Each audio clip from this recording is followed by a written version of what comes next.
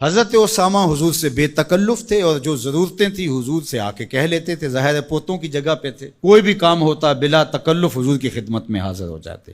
حضرت اسامہ بن زید کہتے ہیں ایک دن رات کا ایک حصہ بیت چکا تھا اور مجھے حضور سے کوئی کام، کوئی حاجت حضور سے جڑی تھی اور اس کی تکمیل چاہ رہا تھا، تو میں رات کے وقت ہی آ گیا۔ ظاہر ہے کہیں جانا ہو تو بندہ سوچتا ہے، لیکن جہاں اتنی بے تکلفی ہو وہاں کہتا ہے چلو میں چلا جاتا ہوں، تو وہ حضور کی خدمت میں حاضر ہو گئے۔ تو آقا کریم تشریف لے آئے۔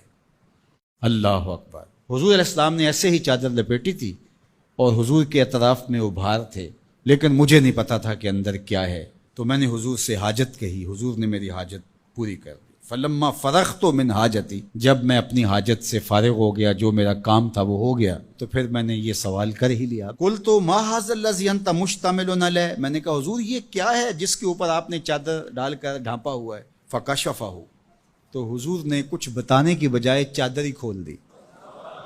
جب چادر کھلی تو منظر صاف تھا۔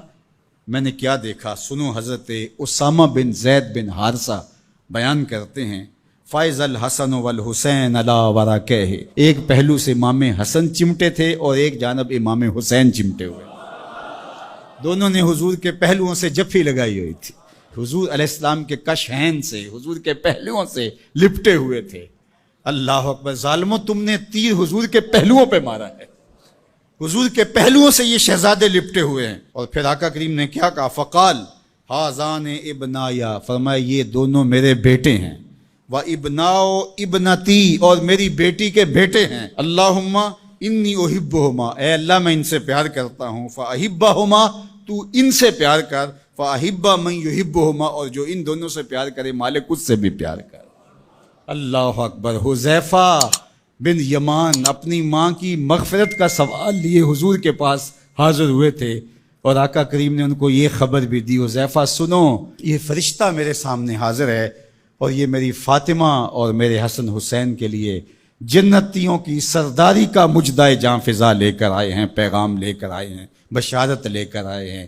یہ خاندان عالی مرتبت خاندان، کبھی حضور ان کو چادر میں سمیٹ لیتے ہیں، کبھی مباہلے کی آیت کا مصداق یہ قرار پاتے ہیں اور فرماتے ہیں اللہم ہؤلاء اہل بیتی، یہ ہے میرے اہل بیت، اور کبھی آقا کریم علیہ السلام کندھوں پہ سوار کرتے ہیں، کبھی حضور کی پشت پہ سواری ہوتی ہے، اور کبھی حضور بشارتیں دیتے ہیں کہ لوگوں کو بتا دو کہ یہ میرے فرزند، یہ عالی مرتبت شہزادے جنتی جوانوں کے سردار ہیں اور میری شہزادی جنتی خواتین کی سردار۔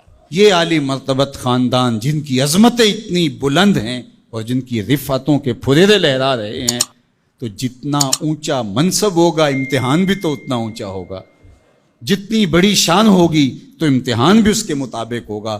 پھر 10 محرم کو جو امتحان ان شہزادوں نے دیا اور ثابت کیا کہ ہم سرداران جو جنت ہیں وہ ایسے ہی نہیں بن گئے، کیسے کڑے امتحان سے گزر کر کے ہم اس مرتبہ رفیع کے اپنے آپ کو حقدار بتا رہے ہیں۔ کوئی یہ نہ کہے کہ پیغمبر نے اپنے نواسے جان کے ایسے ہی بشارت دے دی تھی اور یہ عظمت ان کو حاصل ہو گئی تھی، ورنہ ان کے اندر کیا رکھا تھا۔ اب زمانہ دیکھے کہ جو حسین ابن علی نے کر کے دکھایا ہے، زمانے میں کوئی دکھائے تو صحیح۔ عظمتوں کی جس مسند پہ بیٹھے شہزادہ رسول دکھائی دیتے ہیں اور شہزادی رسول دکھائی دیتی ہیں اور امام حسن دکھائی دیتے ہیں، یہ الگ الگ عنوانات ہیں، جس عنوان پہ آئیں تو ایک کائنات بسی ہوئی ہے۔ اللہ جل شانہ ان شہزادوں کی برکت سے ہمیں دین کا حقیقی شعور عطا کر دے۔